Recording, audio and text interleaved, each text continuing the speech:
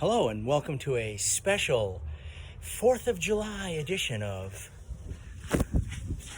Hey Jay, what you smoking? So today, in honor of the 4th of July, we're doing something a little different. I have a tenderloin and a ribeye.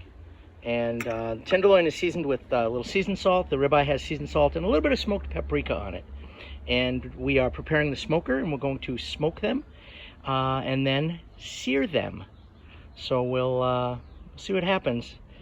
Interesting, we are going to a very specific internal temperature, and it's actually a low internal temperature. So I am going to be probing the steaks in the smoker, and we actually put them in the freezer for 20 minutes before we put them in the smoker to let a little bit more of the smoke get into them. So we'll see. We'll check back in a few minutes.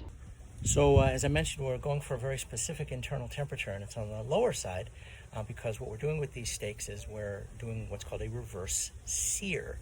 I'm getting them to a specific temperature here in the smoker, and then we're going to move them over to a searing element on my son's grill, and we're going to finish them off there.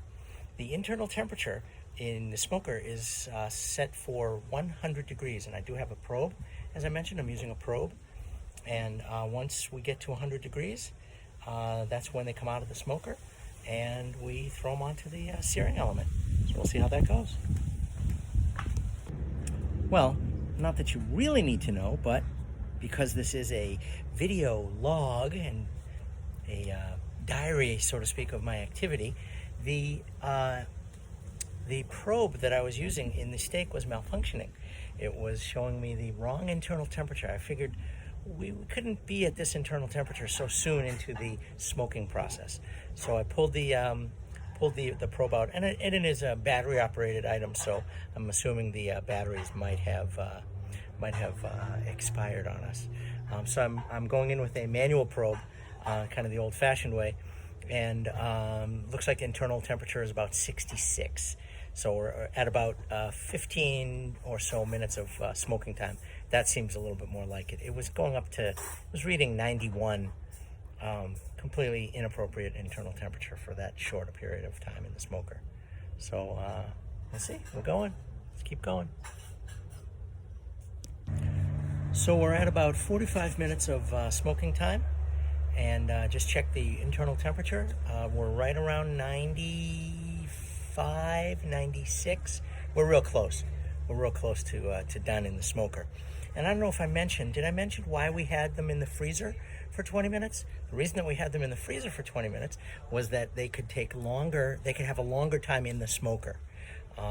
45 minutes or so, an hour even of smoke time really isn't a lot. If we had not frozen them, then they would have reached 100 degrees internally much sooner than 45 minutes to an hour. They would have reached 100 degrees too soon and would not have absorbed enough smoke. So that's why we froze them.